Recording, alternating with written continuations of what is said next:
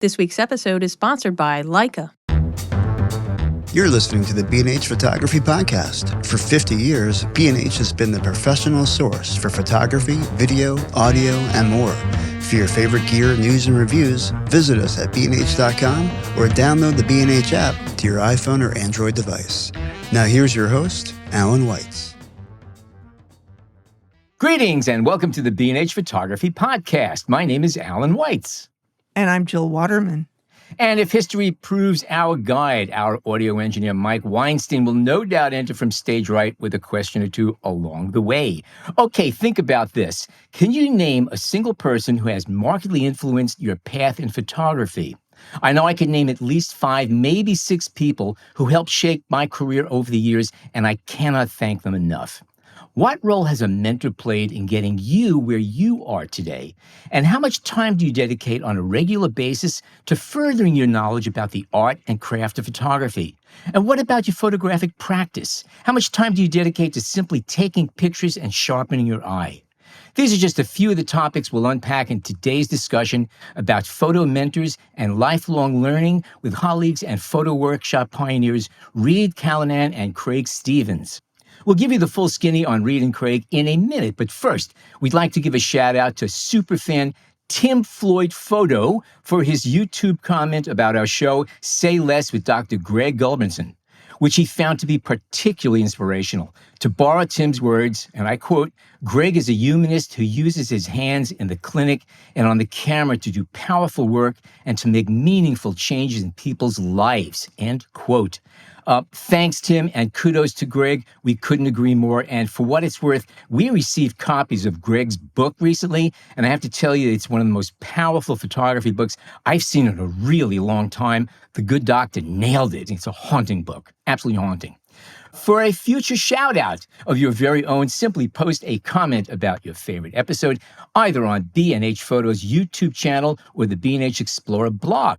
We consider you, our listeners, to be an integral part of the podcast, which is why your thoughts and ideas are important to us. On behalf of the entire podcast crew, many thanks for your wonderfully positive ratings, reviews, and continued engagement.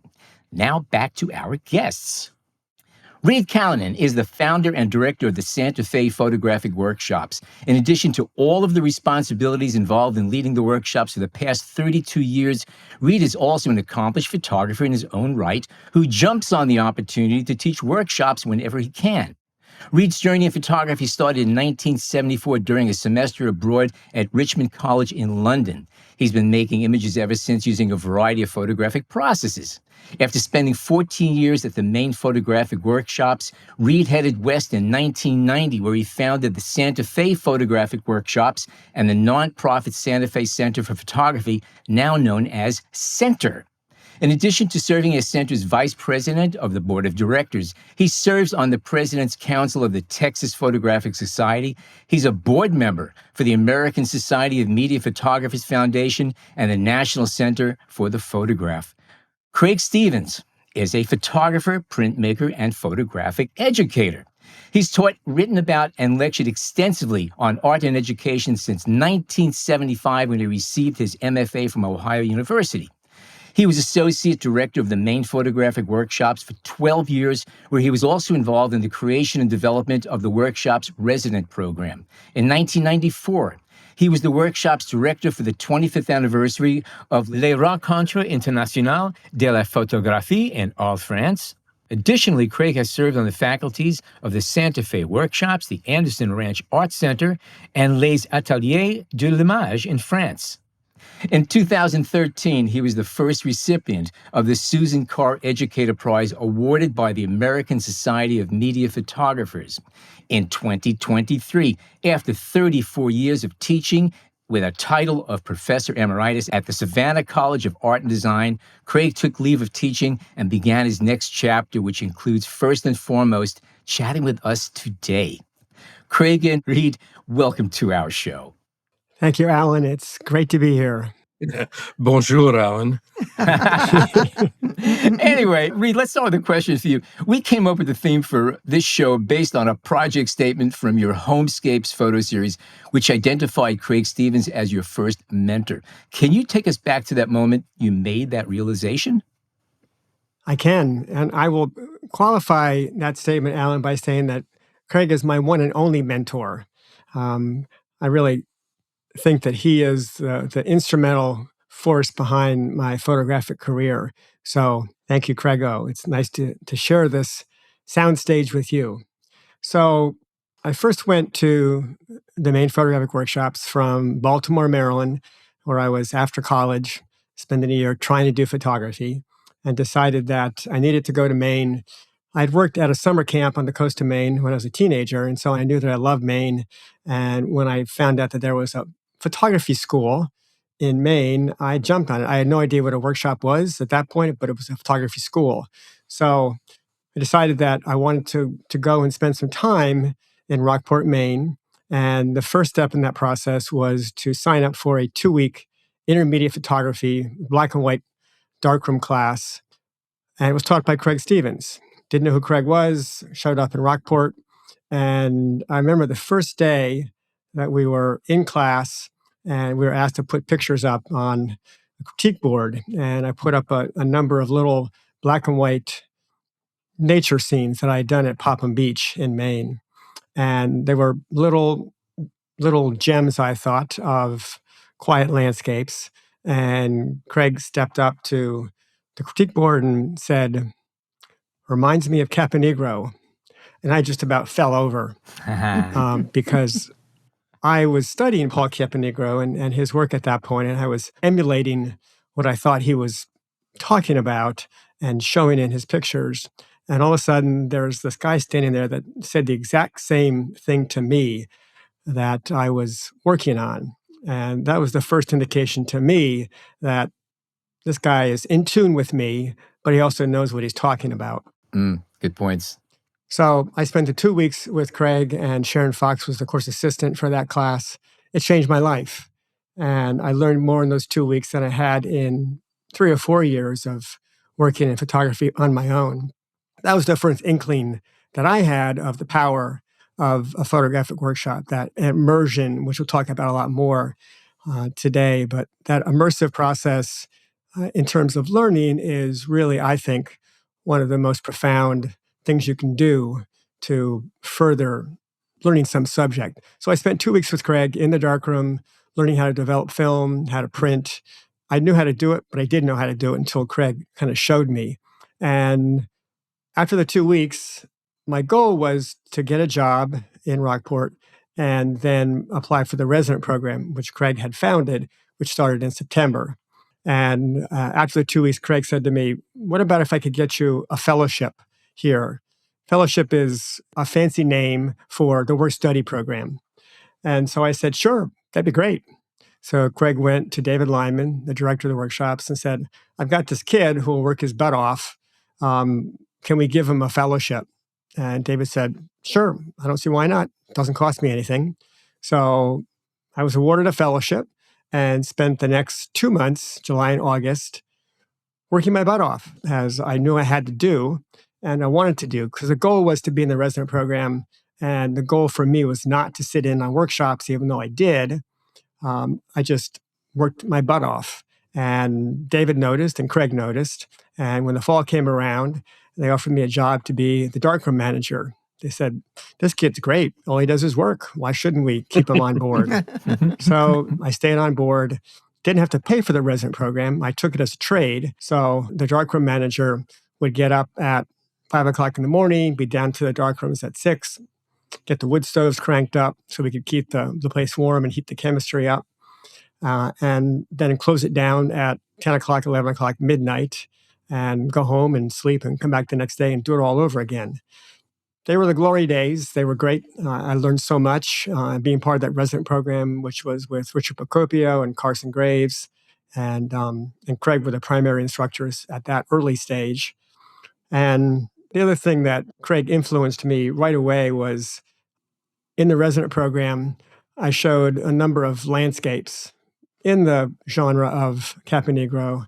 And Craig said to me, "These are beautiful. They're really, really lovely, but I don't see any of you in these pictures. I don't get any sense of who you are in these pictures." I said, "Okay, well, that kind of makes sense. What do I do?" And Craig said, photograph every day. I said, like a diary? He said, yeah, just make pictures of your life, make pictures of your house, of your cats, of your garden, the things that are important to you. Take the camera with you all the time. It's easier to make pictures when you have a camera with you. Craig didn't originate that. I think maybe Jay Maisel did. But anyway, Craig said that to me. So that early diary work turned into homescapes, which I am still doing. I taught an online workshop called Homescapes during the pandemic, which was wildly successful. And the theme of Homescapes started with that simple assignment that Craig gave me of basically photograph your life. And that's advice that I give to a lot of photographers now is if you want to make a picture more intimate, more unique, you've got to photograph how you see the world, how you are in the world, because that's all you have that's unique. Everything else has sort of been photographed already. So early on, I decided that this guy, Craig Stevens, had it going on. And he knew what he was talking about. He knew how to teach, been trained by Arnold Gasson at OU. And he was a master teacher, from my perspective, in the first day that I spent with him. And then that proved to be true over the next 14 years in Maine. And now still is true because I'm fortunate to hire him to teach in Santa Fe and have for many years. So to say he's a mentor is an understatement. He really is responsible for my career at the Maine Photographic Workshops and then to the Santa Fe workshops after that. So it's been 50 years, pretty much. 1974 is when I started photographing. That was 50 years ago. And I owe so much to my mentor, Craig. So I'll shut up now and you can talk to Craig. What's really amazing about what you just told us? As you're answering the question, I'm scrolling through the script that we prepared. I asked the first question, you just answered the first two, part of the third, and about 80% of, I think, 6 other questions we have here. It's masterful the way you did it. I knew that. So we're just going to fill in the gaps if we go along here, okay? Okay, that's fine. No, it's great. It's really, really good. Anyway, a question for Craig. And Craig, what were your early impressions of Reid? Do you recall what kind of direction or advice you gave him back then? We got that, okay. And do you recall how it worked out? Did he listen to you or did he just smile and politely nod his head? We know that's not the case. Anyway, fill in the gaps. Well, I just have to say that in the course of everyone's life, you meet people that matter. And probably my relationship with Reid as a friend and as a mentor has really been a treasure. Reid is kind of like Dorian Gray in that I don't think he's changed over the 50 years that we've known each other. It's just unbelievable how youthful he has remained. And I've got this picture of him carrying a pile of wood into the workshops, as he said, to put the fires out or bank the fires up for the day's work. What he neglected to say about going home at 10 o'clock at night is coming back at midnight when there was a creosote fire and the Union Hall chimney looked like a torch. But my impressions of Reid early on were the same as they are now. Reid is one of the most sincere, sensitive, honest, intelligent people that I've ever met. And that intelligence and sensitivity was there in those photographs that I was looking at. And I know one of the questions coming up is, who have I had as mentors? And my suggestion to Reid to photograph his life really came from my very first photo teacher, Emmett Gowan. In 1972, I tried to get into a workshop with Paul Caponegro, but the workshop had filled up very, very quickly. I don't think my work was up to the level that they would have wanted anyway. And so I was directed into a workshop with Emmett Gowan. And Emmett showed up with his family, his wife Edith, his children, one of Edith's aunts. And I just watched the way Emmett made photographs out of his life. And I was fascinated by him as an individual, and his integrity. So that's all I really passed along to Reid. Was that the Pirate Workshops? Yes, it was in Millerton, New York. A whole bunch of really interesting people went through there. Arno Minkinen was a workshop student there. Lauren Shaw, who teaches at Emerson College in Boston, she was on staff there. It was a really remarkable place. Have either of you noticed recognizable patterns common to mentors that you've had? Yeah, I have. I think that they're generous. They're able to give of themselves and they don't expect anything back. There's also a lack of ego quite often common to these people, which is kind of nice, or at least a reduced level of ego, even amongst the best of them. Well, for one thing, you have to just be interested in other people. I mean, if you're self-centered and narcissistic, you're probably not going to be a mentor. The other thing I'd like to add to that Sure. is a mentor has to have life experience. Oh, yes. Mentors are typically not 25 or 30 years old. I don't see that. I agree with you 1,000% on that. It's got to have a little bit of history. It's got to have depth, a lot of depth to it, for sure. This question is more for Craig. You've had a lot of years as a university professor interacting with a lot of young students. Has the concept of mentorship changed over time that you can notice? Does it mean something different to today's photo students compared to earlier generations? That's such an interesting can of worms. I've been involved in education since graduate school. The workshop method, I guess I would say, vis-a-vis the teaching in a university situation, they're so completely different. When I was at the workshops, people like Reid would be coming there looking for this direction to do something profound with their life. College teaching for me was a wake-up call because not every student that was there had that kind of intensity of purpose. Some of them were there because they couldn't figure out anything better to do, which I think is probably very true in a lot of situations. I do think that that situation has changed. And I don't know that we can blame everything on the iPhone in society, but it definitely changed things because I think the way people learn, and to back up a second, I always wanted to be a teacher. I taught second grade before I taught photography. And I was also an athletic coach at various times. But the idea of learning was something that the iPhone changed when suddenly, instead of learning things, you could look them up. And it's an experiential difference. I remember I was doing a history class, and I'm actually going to be doing a history workshop online for Reid coming up in a few months. And I said something, and one of my students raised their hands and said, "How do you know this crap?" And I said, "Well, I study it." And I said, "I don't just look it up."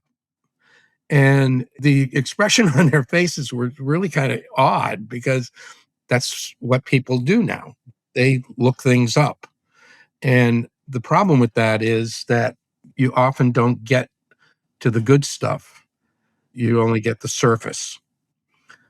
So I don't know if that answers the question, but the idea of people looking for a mentor, it's sometimes difficult in a university situation because I think the time that Reid and I spent together early on, we were together literally every day for months and months and months and then years. So you have this interaction that's going on all the time. In a university situation, I might have a student 1 10-week quarter for a total of 50 hours of class time. And that's it. So if the mentorship is going to happen, and it has happened, I do have students or slightly former students now that I consider I'm in a mentor relationship with them. It can happen, but it's got to be special. Craig, I was really struck by something you mentioned. You referred to the workshop method, and makes me think of like the actor studio and that whole method acting. Mm-hmm. But just for any listeners who might not be so familiar with photo workshops, can you go a little deeper into the workshop method, that idea? Sure. I'll start at the end of a workshop. I said to a bunch of people, it was a 1-week class, what was the most valuable thing that you got this week? And this one fellow, I think he was from New York, he was a professional person, said, I got to do what I love for 5 days in a row. And the idea of how you fit photography, and I think there was a term, avocational, which I think is a great term. Mm-hmm. The avocational photographer, the photographer that happens to be a lawyer, doctor, Indian chief, and they're fitting photography into their lives. There's an intensity in the workshop that allows for the kind of focus that we don't always have available to us. There's so many things that can distract you when all you really want to do is be able to concentrate on a thing that you really love to do. Yeah. One of the things that I recommend when I'm teaching or involved in a workshop process is to ask the students to turn off their cell phones. With that suggestion, their eyes get really big, and most of them say, "Oh, I can't do that." And I say, "We'll start during class time." And they can buy that, they understand that.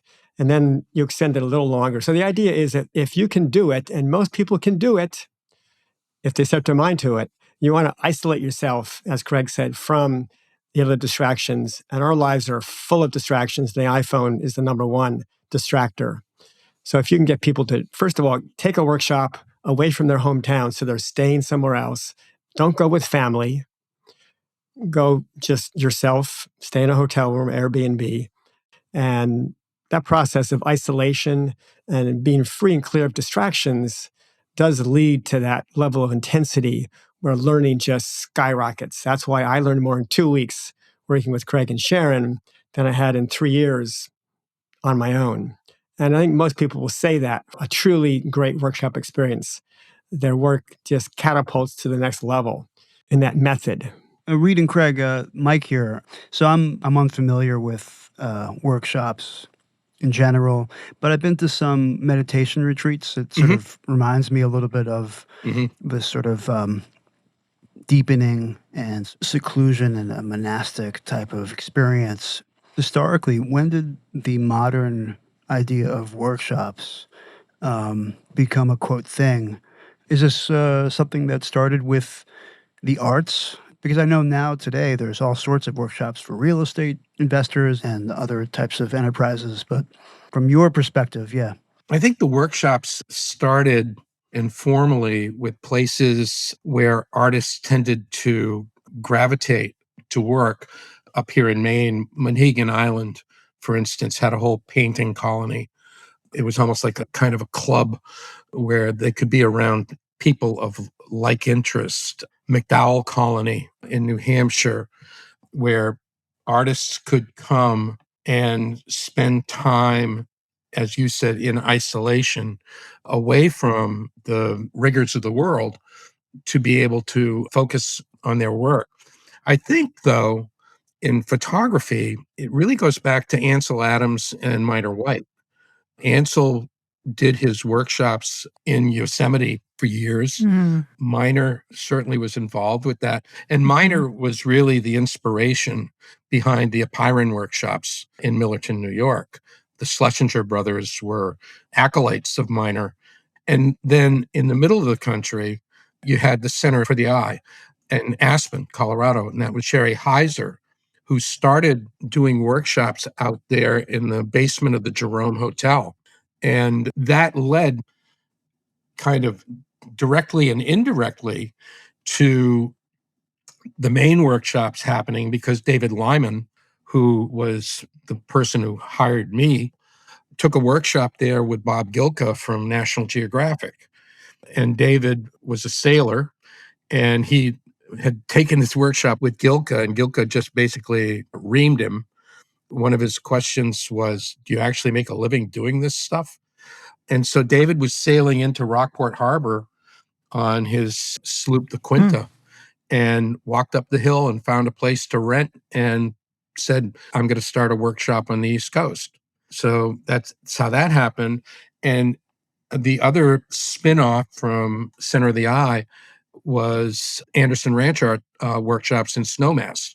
They actually took the darkroom equipment from Center of the Eye and moved it up there when they first started doing their workshops.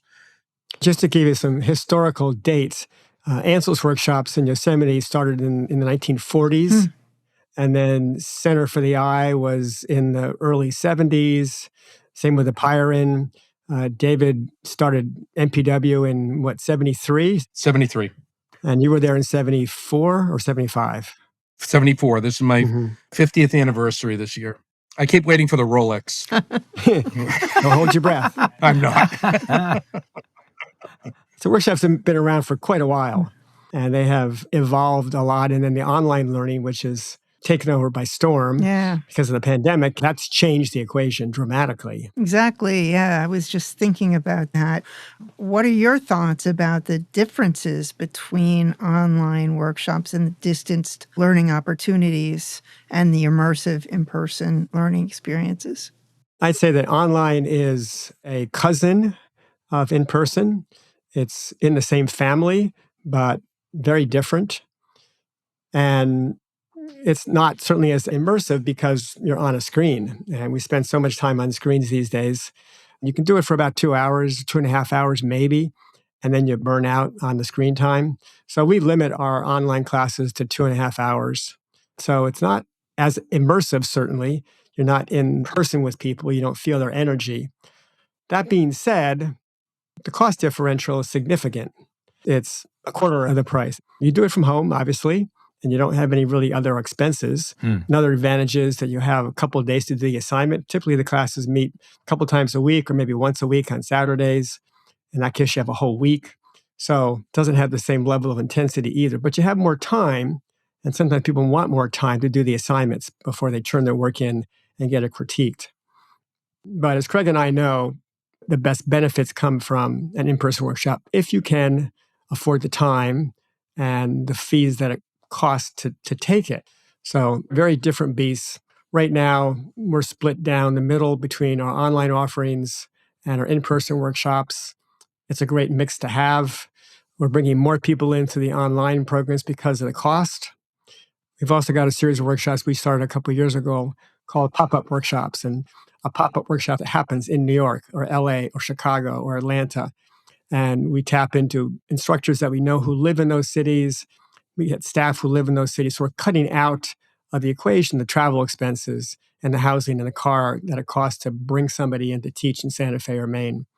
So classes are typically a little bit less expensive, and you've got a big metropolitan audience base that could sign up for that workshop in their hometown so they can stay home, not incur the travel expenses, still take a workshop from a great instructor, well-staffed in those cities. So that's another thing we've been working on to deal with the onslaught of competition.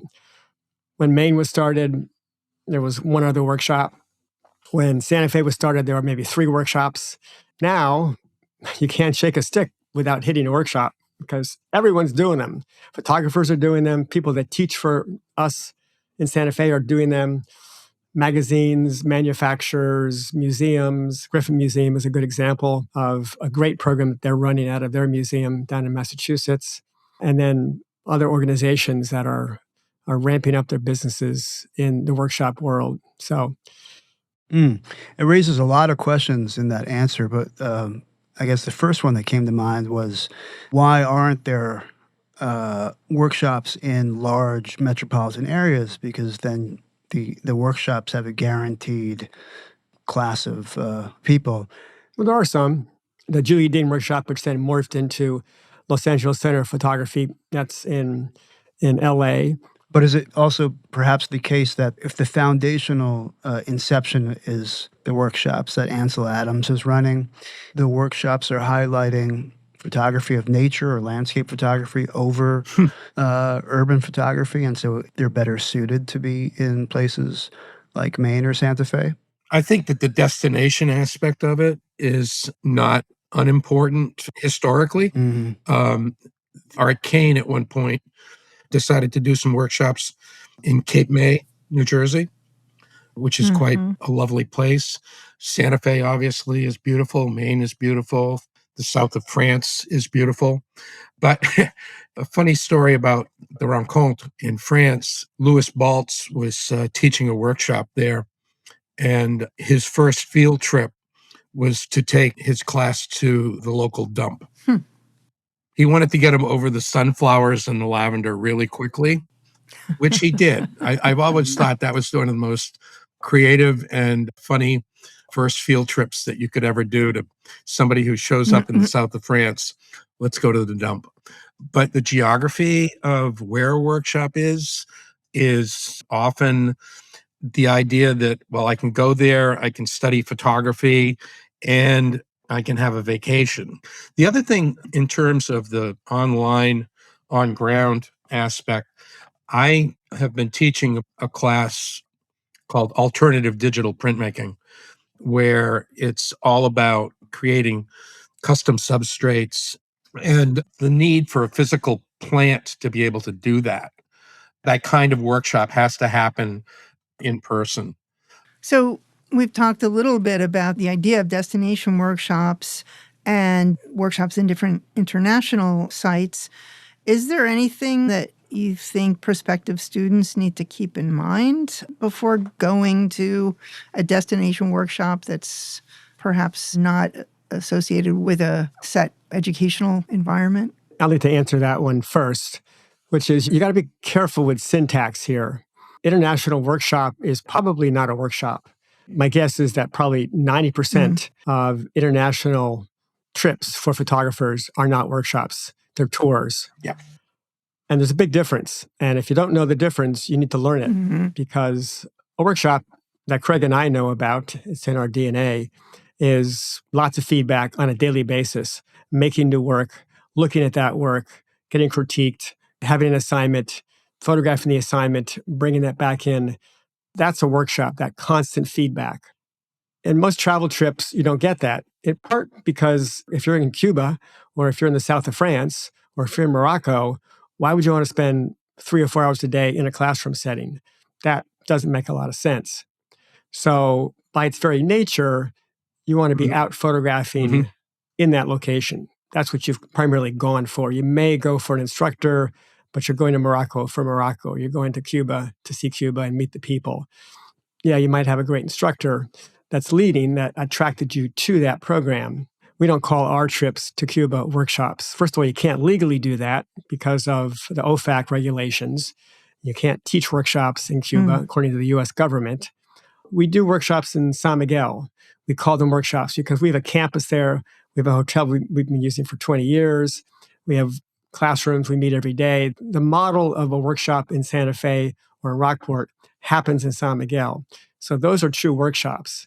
We also do trips or tours. We call them international destination trips all over the world. And those are not workshops because they may have a critique midway through. There may be a critique at the end. What we're doing now is we're having the critique after the trip is over online. For example, Arthur Meyerson just took a trip to Spain and he had 12 students. They went through Spain. He probably did some one-on-ones with people looking at the back of their camera or on their laptop, but that was the extent of the learning that happened through Arthur. If I may jump for a second, there is a photographer whose name I won't mention because we all know his name. He's really well known for a long time, who runs workshops. They're called workshops there, and I think the one particular one was a Cuba trip that a friend of mine was on, and was actually astounded that this person didn't like being interrupted during the day because he himself was busy taking pictures. and would just make you feel like Mhm. crap if you tapped them on the shoulder to ask a question in the middle of this quote unquote Mhm. workshop. So I think that is sort of what you're alluding to right there. And that is a big difference. It's a huge difference. If I'm paying that money, I want to be able to ask a question. So yeah, get to know the vocabulary and what to ask for and what you want. If you want a workshop experience, then that's great. On the other hand, you probably want to spend as much time out photographing as you can if you're in Marrakesh or in Arles. So you probably don't want a workshop. But knowing the difference is the most important thing. And thank you, Jill, for asking that question. Yeah, no, it's a really great distinction to make. Has it come up that students' expectations weren't met and they were disappointed or? All the time. Uh-huh. Huh. All the time. Well, that's my friend's point was he went on with his hero on a great trip. he really felt like he couldn't ask this person any questions. He was interfering with their trip. I would actually say to anybody who's thinking about doing something internationally, read the reviews, find out who's taken the class, what were their experiences about. Yeah.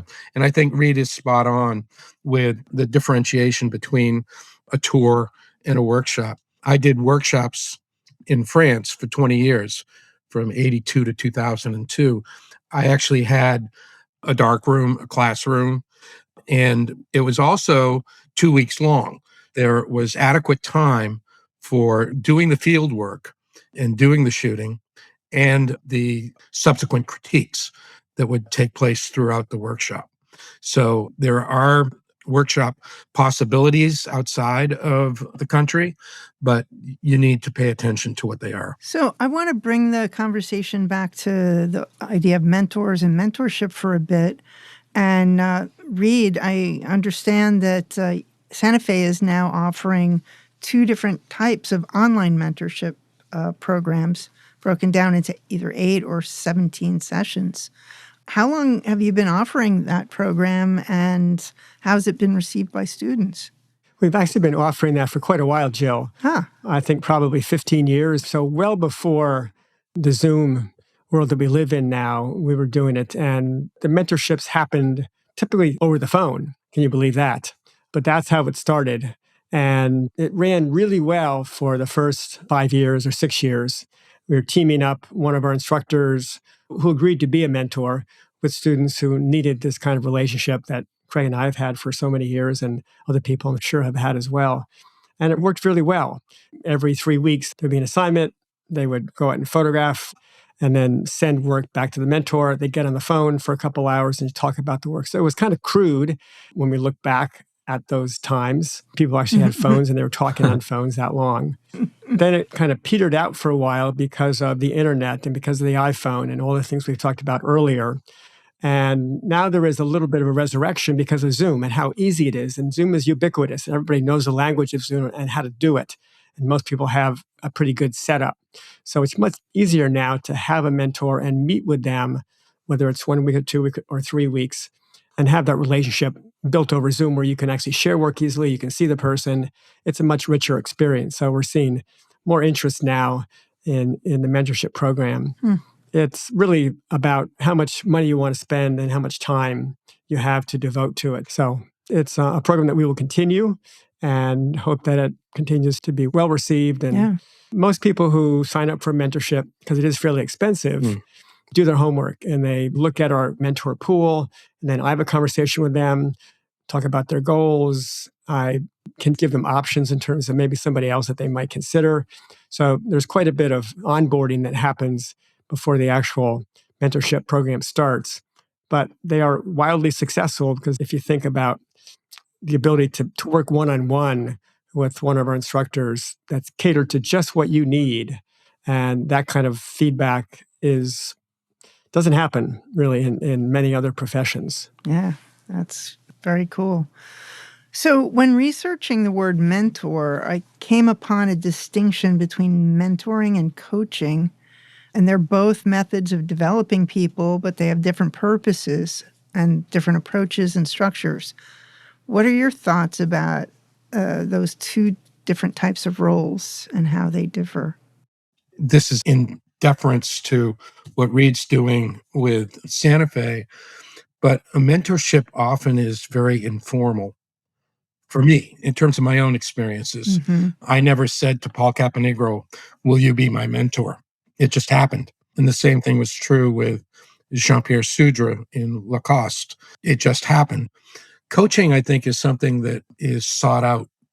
And I'm thinking my own experiences as an athletic coach, where somebody comes to me and says, "Can you help me with something?" And it's about observation and critique and changes made to a framework that the person's working with. Whereas with a mentor, for me, it's, having a coffee and just talking about what's going on. I agree with that. Coaching is short term, it's Mm. skill based, Mm. and Mm.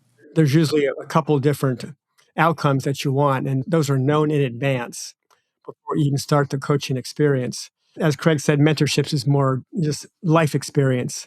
And thinking about Mm. my relationship, my mentorship with Craig, I never asked him to be a mentor. It just happened. It happened because we shared our lives together for so many years in Rockport. In addition to spending those hours with Craig in the darkroom, then I would go to his house for dinner. Then we start watching sports. And then we started playing duck pin bowling together. And we started playing golf together, which I was terrible at. Generally speaking, would you say there are any boundaries in a mentor-mentee relationship that either party should consider or be careful not to That's a cross? great question. Or is it just dependent on an individual relationship? I think the only boundaries are what you would have between two human beings. There are always lines that you don't cross. Mhm. I think personally, and I'm trying to remember uh, exactly who said it to me, but somebody very smart said, "You'll never go wrong being kind to another person. You might get into trouble not being kind, but you'll never get into trouble being kind to another person." And so, as a human being, I try and treat everyone with the same kind of respect that I think they deserve. And if you do that, if you are in a situation with someone where you have a relationship with that person, if you just keep that in the forefront, nothing's going to go wrong. Mm. If you abuse that, if you forget that, then you have things that happen. I think the relationship that a teacher has with a student is a sacred trust because they're putting themselves in your hands. And I think we've seen over the last 5 to 10 years some of the horrible things that have come out where teachers, professors have seriously abused that trust. It's all about just being a good human being. Yeah, that's well said. Okay, we are going to take a short break for traffic and weather. And whatever else you want to do in that short time, we come back more with Reid Callanan and Craig Stevens. Stay tuned.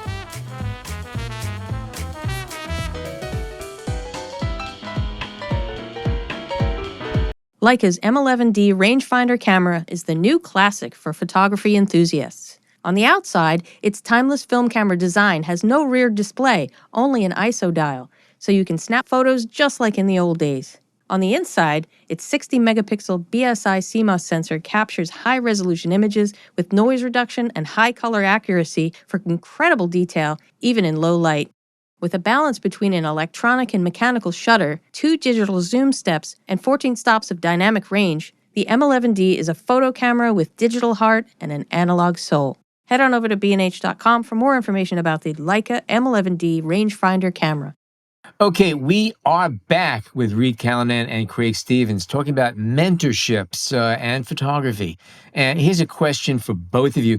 Let's talk more about the learning experience. There's a discrete learning such as tackling a specific skill or task. And then there's a broader category of lifelong learning, which is more self-directed. In your experiences, how has the concept of lifelong learning evolved in recent years, if it has? I think it's more important now than ever before.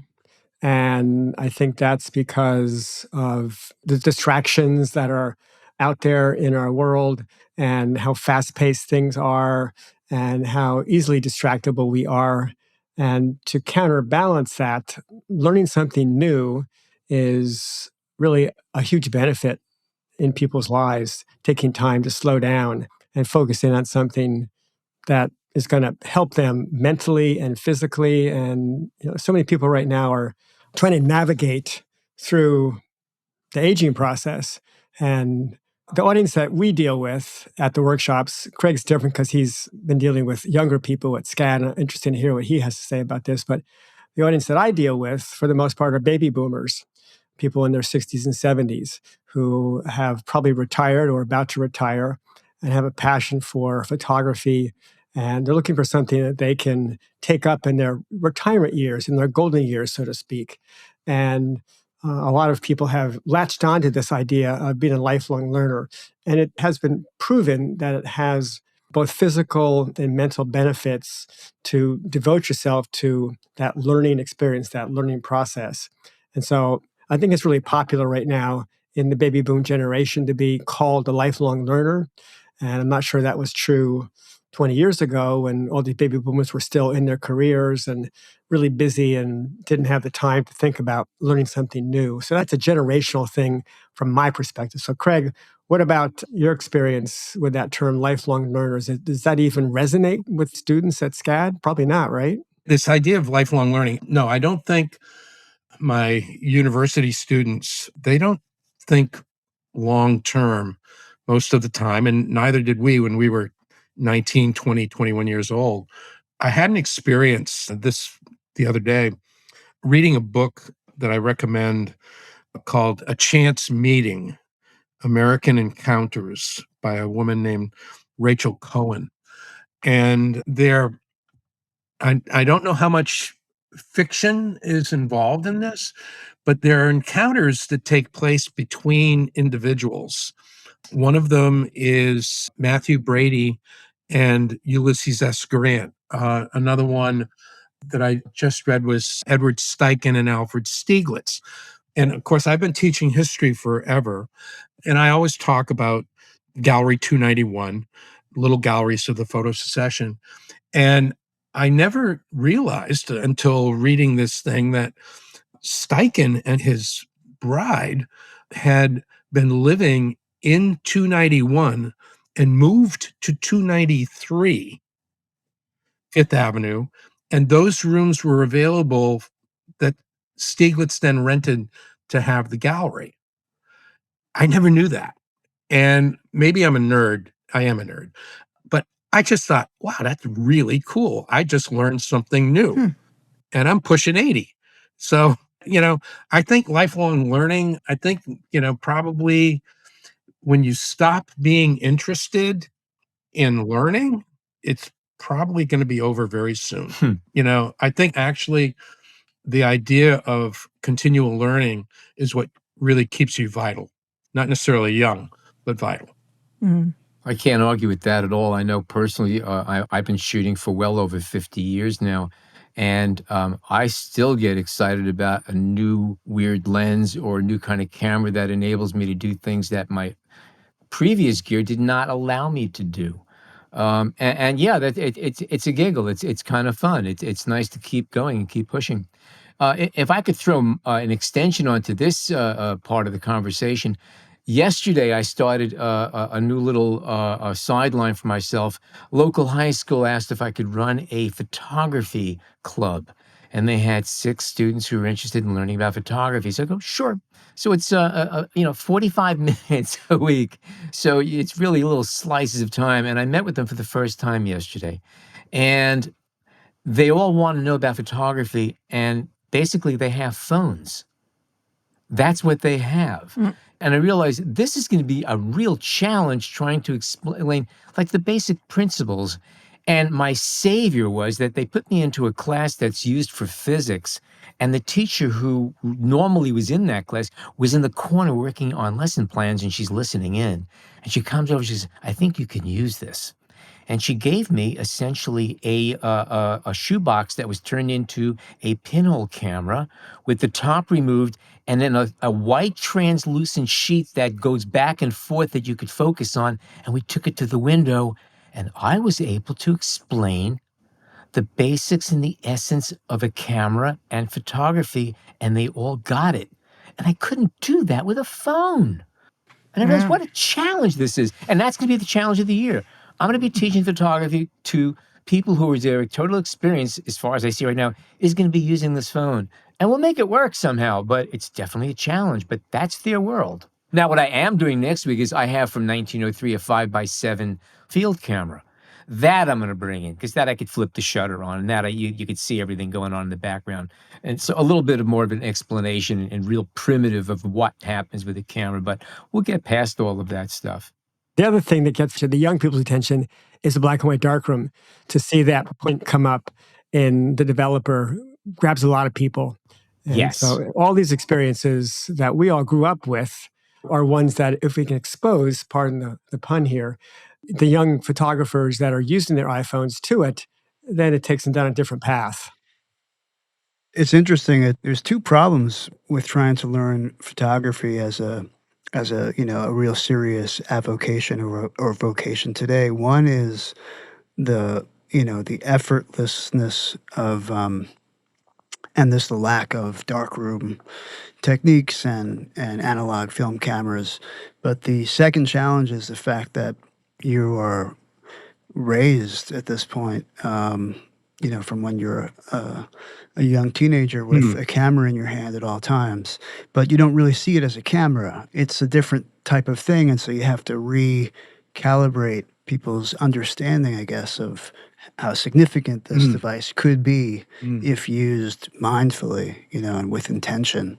I think mindfully is the perfect word right there, because Keith Carter, when he does his slideshow, starts off with this number on the screen, and it's the number of photographs posted to social media that day. And it's mind-boggling, of course. And the vast, vast, vast majority of all of those photographs have no mindfulness at all in terms of the consciousness of making an image. The iPhone democratized photography. It took it out of the realm of being a plaything for people with disposable income, so that anybody who actually had a phone was able to make pictures. But it also, in many ways, diminished the importance of making a photograph. I think there are a lot of things there to think about. I have to actually jump in here to add something to this, and that yes, the phone camera is a major shift in how we experience photography. But I want to go back further than that, and I think you'll be able to identify what I'm going to speak about, and that's when I started taking pictures. I was in High School of Art and Design back in the late 60s, and this is when light meters were first being built into the camera.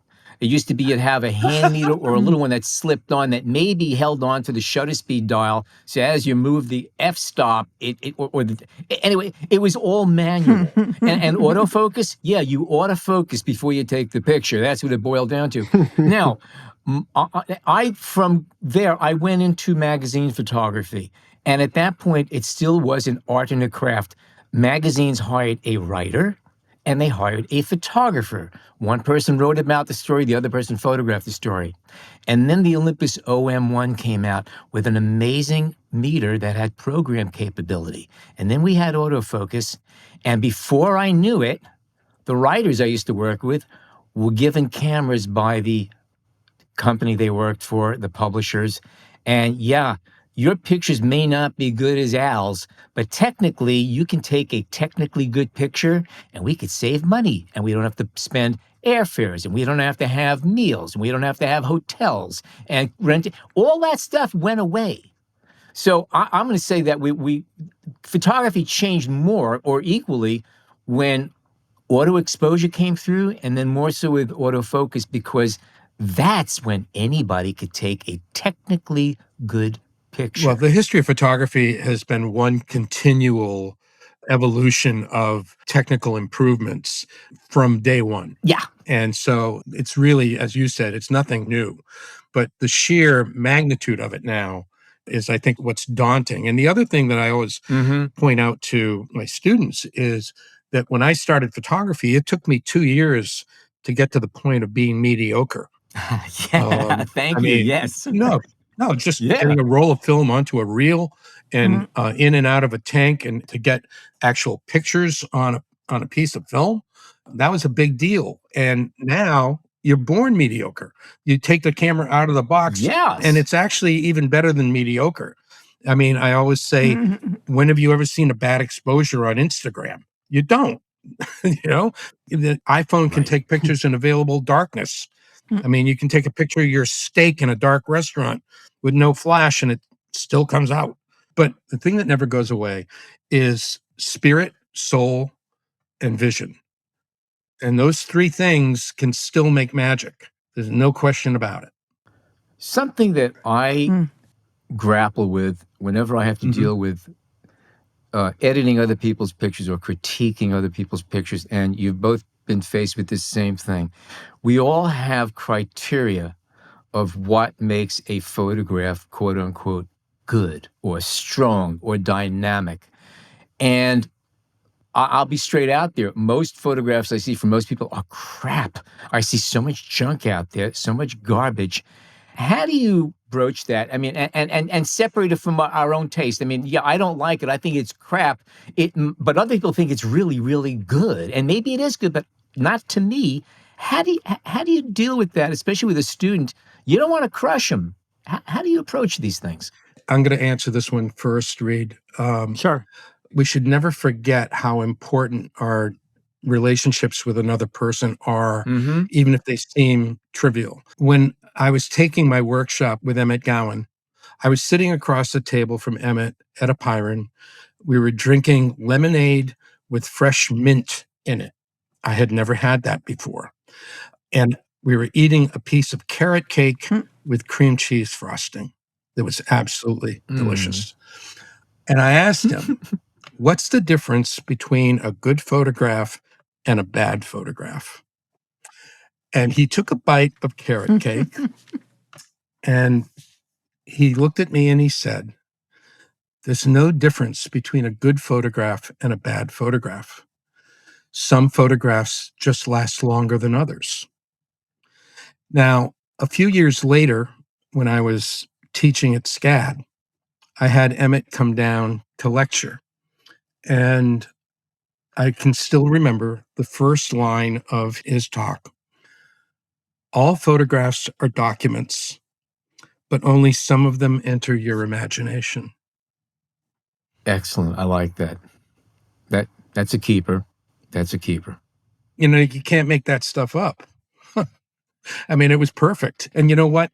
It was exactly what I needed to hear at that moment in my photographic, if I could call it, life, because I really didn't know, I only knew what I saw in magazines and saw in books and saw in galleries. So everything that I did was really very derivative of those things. But there are still photographs that I made 50 years ago that I look at and I say, yeah, that's still there. And there are others that fall away. And so, really, one's photographic body of work is typically going to be self editing. And if the person remains involved in their growth, the good photographs will stay, and the not so good ones will, as Cartier-Bresson says, go to the trash, the garbage. Which is actually very liberating. If you've ever really gone through your work and filled up black trash bags and just let it all go, it is actually quite liberating. It really, really is. And the stuff that you have left behind is usually a lot better than the stuff you threw out. On the same line of thought here, being a photo educator is a big responsibility, as we're realizing here. But sometimes teachers can learn a lot from their students. Are there any memorable occasions when you found yourself in this position where you're learning from a student? And this is for both of you. Go ahead, fight it out. All the time. I would say the same thing. And then I'll let Craig give an example. because he has a lot more experience teaching. I don't teach that often. I've taught some online classes during the pandemic, and I teach maybe one workshop a year, whether it's in Santa Fe or in Maine. And as Craig said, all the time, if you are a skilled teacher, and Craig certainly is, and I consider myself one as well, if you're not learning from your students, you're doing something wrong as a teacher. Because you need to be open to what they bring to the equation. And just to go back to the previous question that you raised, Alan, about critiques, I started all of my critiques with the same message to the students, which is that this critique is simply my opinion about your work. One man's opinion, albeit an educated opinion, because I've looked at more photographs than they certainly have in my lifetime. And I've looked at a lot of great photographs in my lifetime. So I'm bringing an experience level and a history to the subject. And then I give my opinion about, am I surprised? Am I moved? Am I bored? What's the emotion that I feel when I look at their photographs? I don't try to destroy someone's picture making process, because that would be a bad thing to do as a teacher. But I give an opinion about why it doesn't work for me. And I think they understand at that point that it's not the be all and end all. It's how I feel about it. They can take it or leave it. Ultimately, it comes down to what they think about that photograph.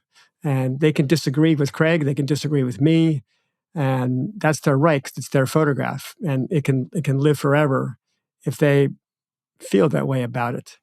Oftentimes what happens with a student showing photographs is they have the story and the emotion behind how it was made, where it was made. Oh, and we don't know yes. that story. So we're just looking at this two-dimensional object and talking about it based on what we see in front of us. It's not a very interesting picture, but they think it is because it took them 4 hours to climb this mountain, get on the top of the mountain, make the picture at sunrise. For me, it's just another sunrise picture at a mountain. And that's not real interesting. It's nothing new. And you weren't freezing and having to pee at the same time, waiting for that sun to come up. Right. But that is a very important message that you just gave there, that I've brought up before with other people and talking about photographs, and that is that it's true. Sometimes we kill ourselves to get a picture, and we're just astonished that we actually got something. We came home with something. Right. And the story itself is phenomenal. The picture itself is boring and dull. And yeah, mazel tov, you actually came home with something. You know, we could eat dinner tonight, but not real tasty. So there's one other aspect of critique that I want to bring up, and that's when I'm speaking with somebody about their work, good or bad is sort of irrelevant. It's about doing things one way or another, or how things would change if you did something differently, as simple as switching from horizontal to vertical, or, aspect ratio, all the different things that involve photography. And that's what I find to bring up stories that will deepen the experience and get somebody to think about their work in a different way or a new way. And maybe all of a sudden the light bulb will go off and they'll be like, oh, well, yeah, I could do something differently and it will be closer to what I'm reaching for. Well, I think that's actually the whole issue of critique. From a teaching point of view, Christopher James and I taught a class at the Maine media workshops for a number of years, photography for teachers. And we would have teachers from grade school to graduate school. And invariably, when we would ask them, what's most important to you during this week, the issue of critique would come up, how best to do it. And we would talk about best practices for critique, and we would have people put up their work, or sometimes they would put up their students' work, and we would have someone lead the critique, and then we would actually do a critique of the critique. And what was interesting is that they would often take an approach of critiquing the work technically, whether it was good print, bad print, did it need to be spotted, blah, blah, blah. And they would rarely get around to what the photograph might be about. And so Christopher and I would kind of take over. And I remember Christopher would always say the two most important words in learning how to critique are "for me." As Reid said, that focuses the words that are being used as an opinion, as someone else's thought. And that is a kind of an insulation against the student feeling attacked.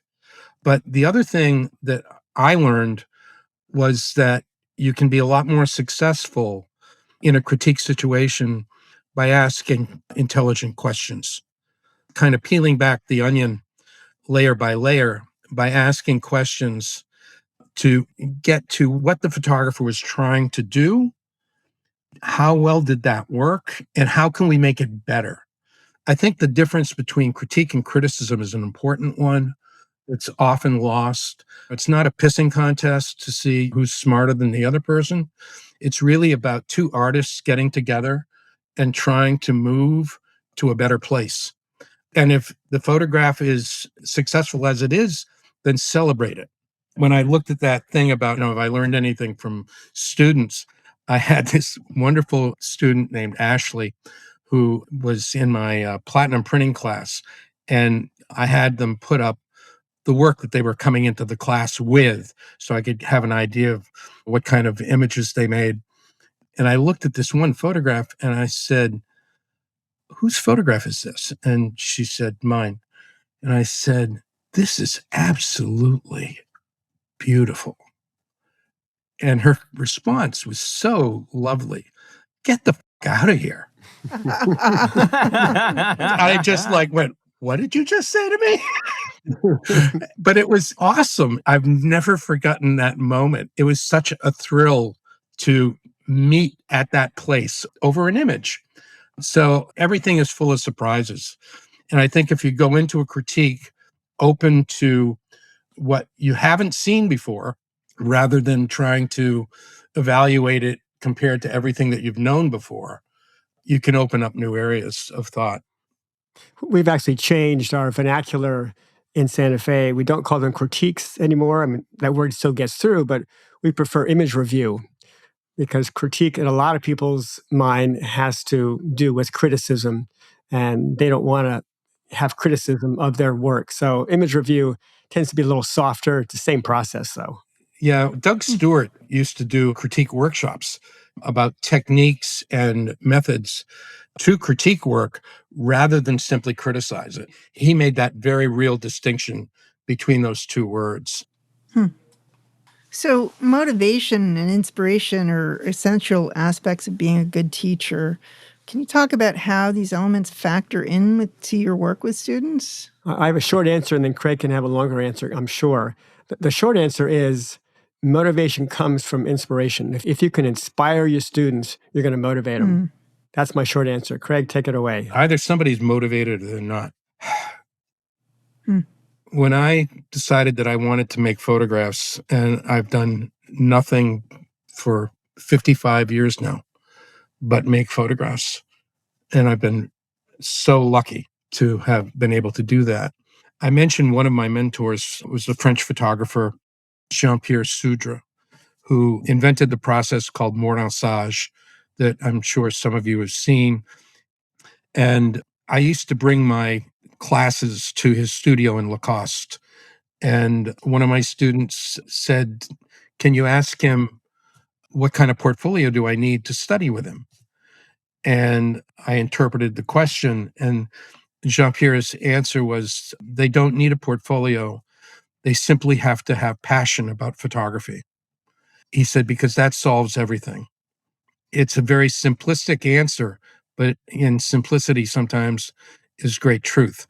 And I think that if someone is really passionate about wanting to enter this area of work, it does ultimately solve all the problems. Yeah. So you got it or you don't. I don't think you can create it.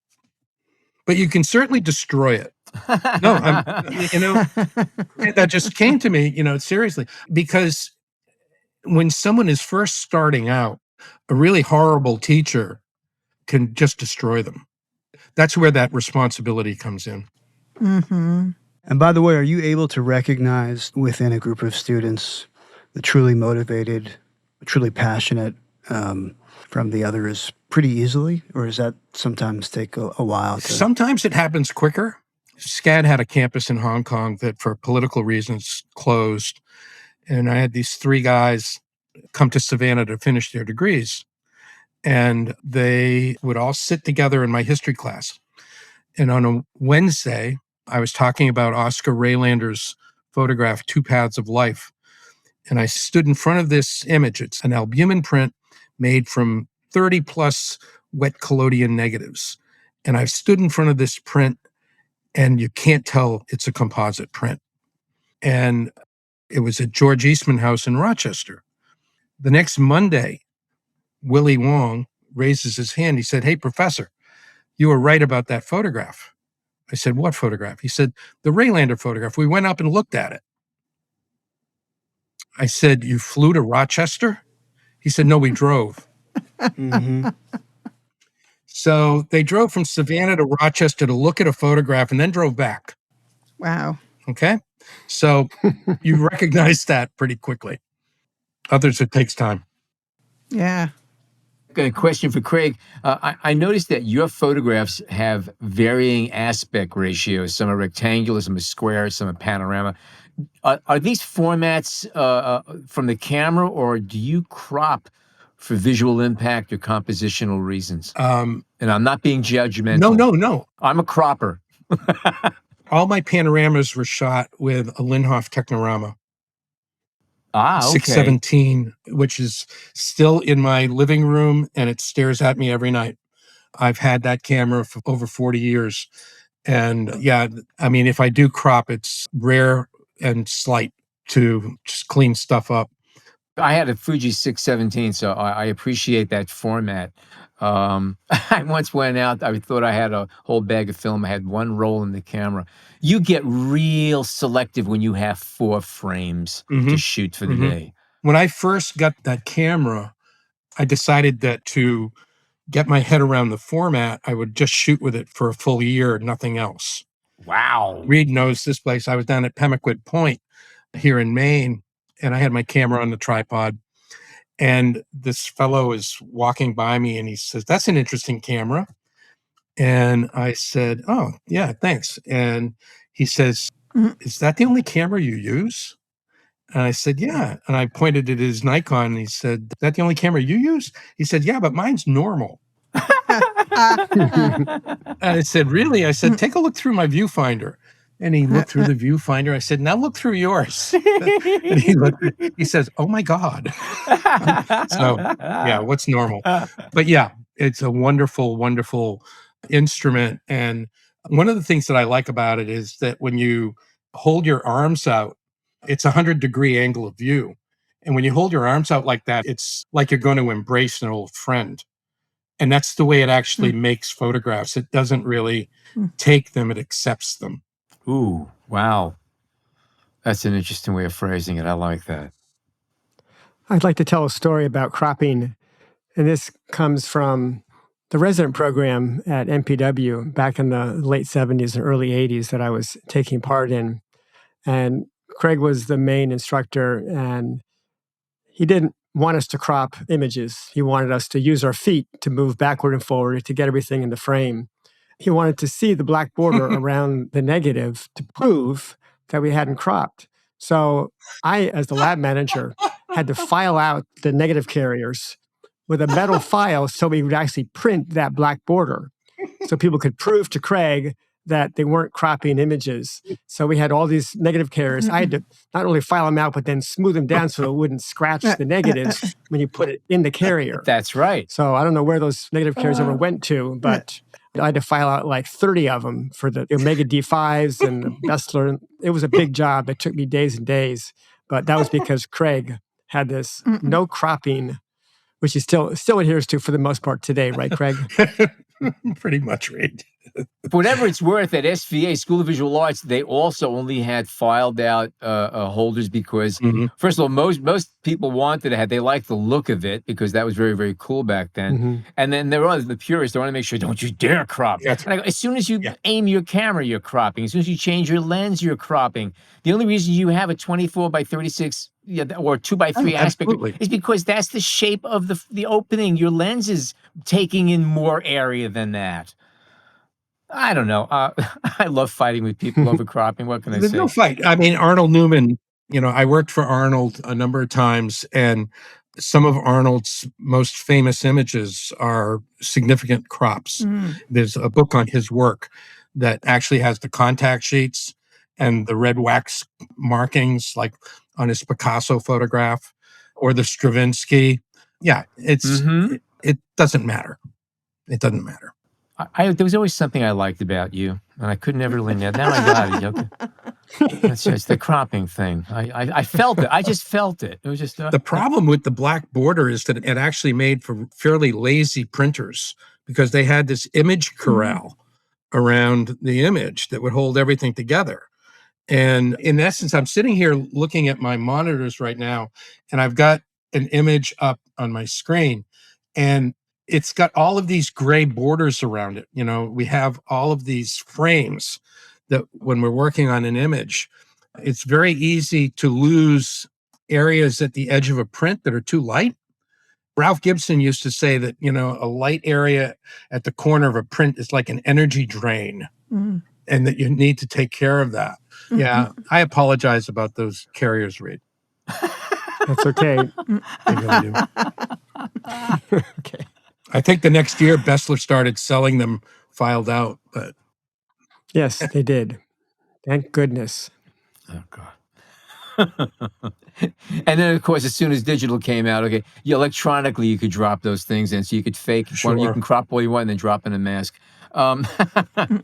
What about photographic style and the idea of helping a student to differentiate themselves and create an identifiable style for their work? Are there any processes you use to help that along? I'll let Craig take that one because he has taught a workshop in person and online for many, many, many years about developing a personal style. He's the expert on it. Go for it, Craig. Yeah, boy. I think what you do is you uncover it.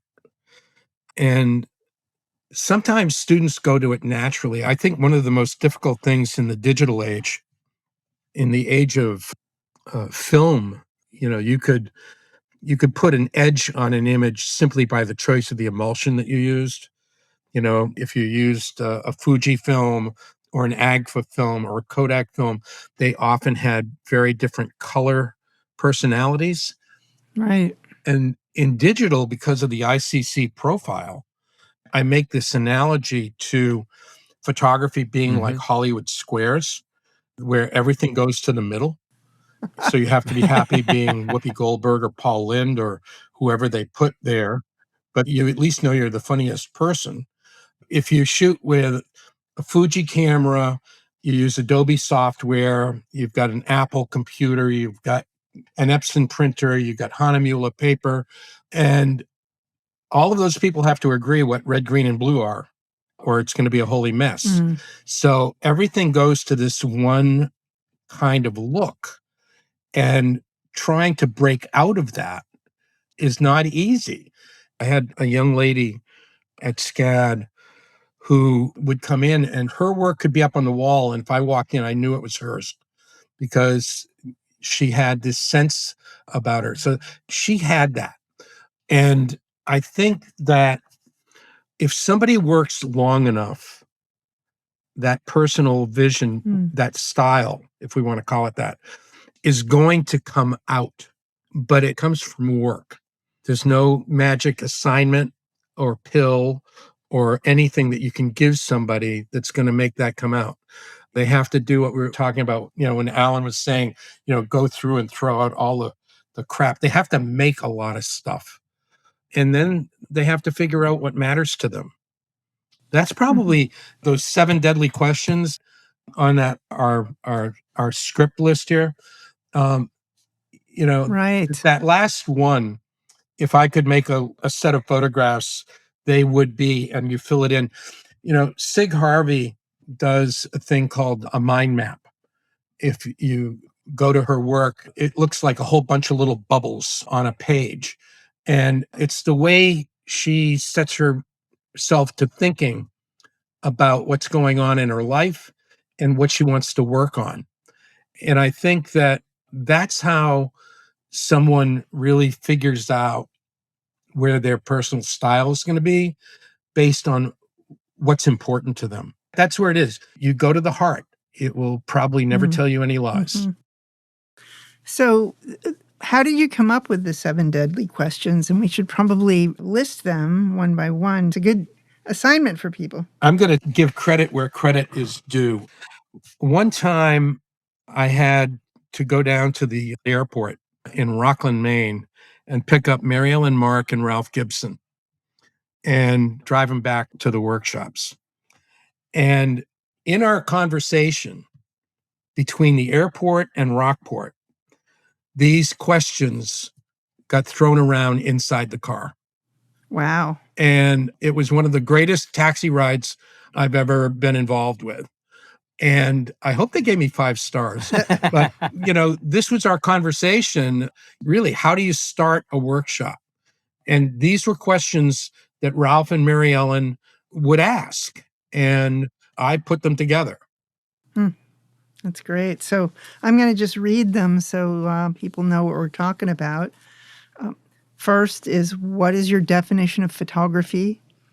Second is, what is your greatest strength as a photographer? Third is, what is your greatest weakness? Fourth is, where would you like to be as a photographer? Fifth is, what's keeping you from getting there? Sixth is, what's the most important thing in your life? And then the last, as Craig said, is, if you could make a set of photographs, they would, and grab a piece of paper and write until you run out of things to say. Funny story. I was awakened one morning by somebody from New York who was writing an article on creative block. And she said, "This is Craig Stevens." And I said, "Yes." And she says, "Well, I'm doing an article on creative block and somebody told me I should talk to you." And I thought, okay, just because I've got it or what? And I went through this whole thing about the questions with her. And I said, usually when somebody gets to the end of that last exercise of writing about what kinds of photographs they might make, it really starts to unlock things. Because as I said, work is the answer. You never get better at doing something by doing less of it. Maybe in minimalist cooking, but certainly not in photography. You've got to make pictures to get better. Yeah. Well said. One last fast question. I'm just curious, since both of you have gone from traditional to digital, and again, digital's come a long ways.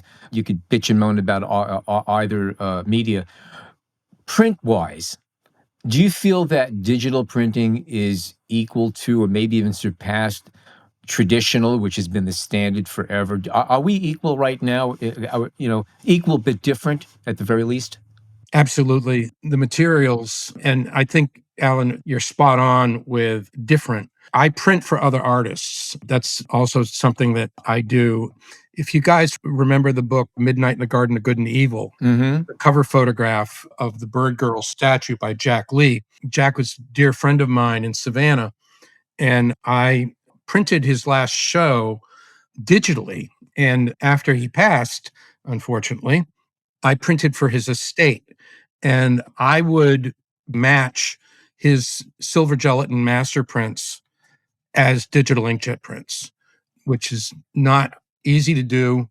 And I got fairly good at it. The physicality is not an issue. There are things, however, in alternative processes like platinum, gum, cyanotype, and wet collodion work that have a distinctive quality that digital does not match. I consider it one big tool bag. And, it's just, more opportunities to make beautiful things. Right. Reid and Craig, it's been very, very good speaking to you. I got a few things off my own chest here and questions I had about, teaching and mentoring and dealing with students, which, again, it's a delicate thing. You got to be careful about that. It's a fascinating conversation. Craig, if our listeners want to catch up with more of what you are up to these days and your work, where can they go to? Well, my soon-to-be created new website will be up soon. If they go to www.craigstevens.me, that is the website domain name. That won't change, but the site's going to change very soon. Okay, and that'll be on our show notes as well, so a link for that. So easy, one click away. And any interesting projects coming up that you'd like to talk about? Well, I just got done building a new studio here in my backyard in Maine that I'm sitting in right now. I've got flat files arriving this week, so I'm going to be doing that big edit that we talked about. I'll be laying hands on all of the photographs, including the one of Reid hauling wood. Cool. Reid, what about yourself? If our listeners would like to catch up with what you are up to, where can they go to? I say the main thing is to go to the workshops website, which is santafeworkshops.com. I will mention that Craig is teaching 2 upcoming workshops, one online and one in person next year. So we haven't got dates yet, but starting sometime in January, we'll be doing a history of photography online workshop with Craig-O. And then next summer, probably in July, he'll come out to Santa Fe and we'll teach a fine art of black and white digital printmaking in-person workshop in our digital lab in Santa Fe. So 2 things to be aware of if you're interested in studying with Craig, which you should be. So the workshops, which is my life, that's where you need to go to find out about what we're doing. I do have a website myself, but I haven't touched it in years. You know what that means? It means you're busy doing. That's okay. It's all right. That's okay. Listen, it's been terrific talking with both of you. Thank you both for joining us. A lot of information to digest and some good guidance there. Thank you both very, very much for joining us today. Pleasure speaking with both of you. Likewise, thank you for the opportunity.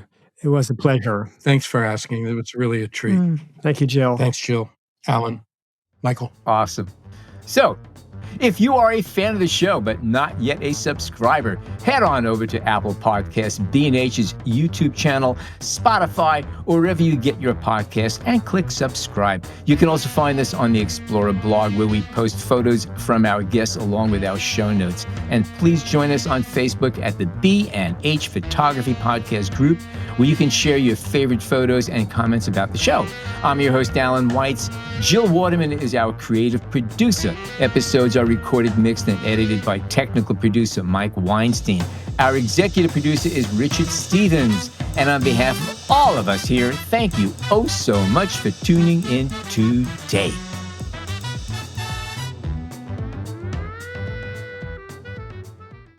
Thanks to Leica for sponsoring this week's episode.